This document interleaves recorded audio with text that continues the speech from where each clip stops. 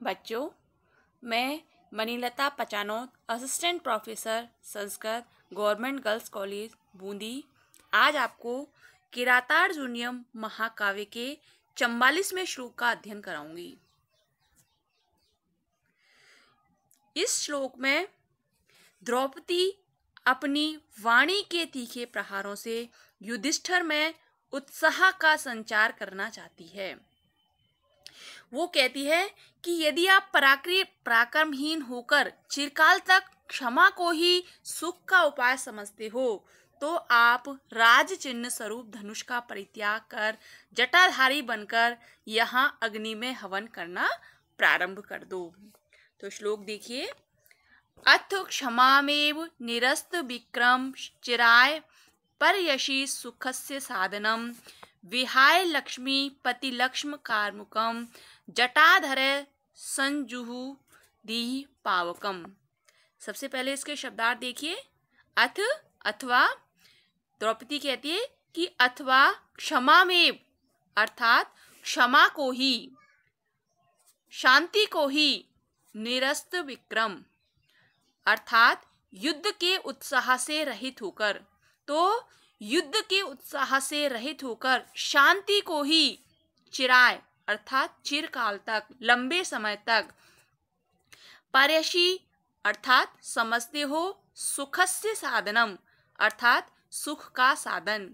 तो यदि युद्ध के उत्साह से रहित होकर आप क्षमा को ही, युद्ध का या शांति को ही सुख का साधन समझते हो, तो विहाय लक्ष्मीपति, विहाय अर्थात त्याग कर, लक्ष्मीपति लक्ष्म कार्मुकम राज्यचिन्ह रूपी धनुष को जटाधर है, जटाधारी राज्य चिन्ह रूपी धनुष को छोड़ करके जटाधर सज्जुहु ही पावकम।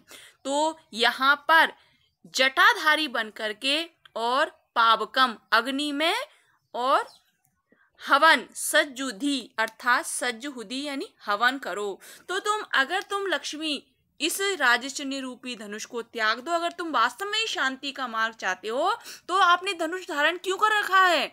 आप इस धनुष को, राजचिन्ह रूपी जो धनुष है, उसको छोड़ करके और जटाधरे, जटा को अपने सिर पर रख लो, जटा को जटाधारी बन करके और पावकम अग्नि में हवन करो। अन्वय से देखिए इसका अर्थ। अथ अथवा निरस्त विक्रम है अर्थात युद्ध के उत्साह से रहित होकर चिरकाल तक, सर्वथा यावत जीवन, जब तक तुम जियो, तो जब तक तुम चिरकाल तक क्षमाम एव अर्थात शांति को ही सुखस्य साधनम, सुख का उपाय, परेशी समझते हो, तो लक्ष्मीपति लक्ष्म कार्मुकम राज चिन्ह रूपी धनुष को विहाय अर्थात त्याग कर जटाधारी बनकर यही यहाँ इस वन में ही पावकम अग्नि में सज्जुहुदी अर्थात हवन करो।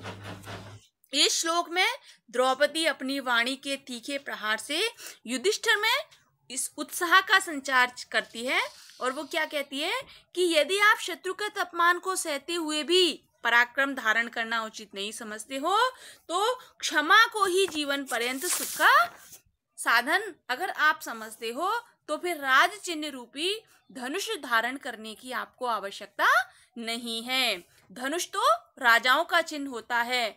जब मुनिव्रत ही धारण करना है, क्षमावान ही बनना है, तो आप जटाधारी बनकर यहाँ वन में अग्नि में हवन करो, धनुष बाण त्याग दो। तात्पर्य यह है कि क्षत्रियों को तो कर्तव्य पालनार्थ शस्त्र प्रयोग करना ही पड़ता है। यदि आपकी बल प्रयोग में आस्था नहीं है, तो शस्त्र परित्याग करके तपस्वी बन जाओ। यहाँ पर अनुप्रास और हेतु अलंकार है। संस्कृत व्याख्या देखिए।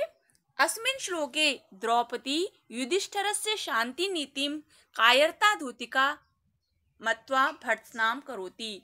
यहाँ पर युधिष्ठिर शांति नीति को छोड़ करके और उसकी जो शांति का कार्य है उसके लिए उसकी भर्त्सना करती है कि अथ अर्थ अर्थात यदि, ये हमने अन्वय से शब्द उठाए हैं। अथ अर्थात यदि, निरस्त विक्रम है पर्यायवाची शब्द है परित्यक्त पराक्रम है। चिराय दीर्घकालीन अपि क्षमामेव क्षमाशीलताम एव सुखस्य आनंदस्य उपायम साधनम उपायम परेशी अवगच्छति तर्हि लक्ष्मीपति लक्ष्म भूपति चिन्हम। लक्ष्मीपति लक्ष्म अर्थात भूपति चिन्ह राजाओं के जो चिन्ह है।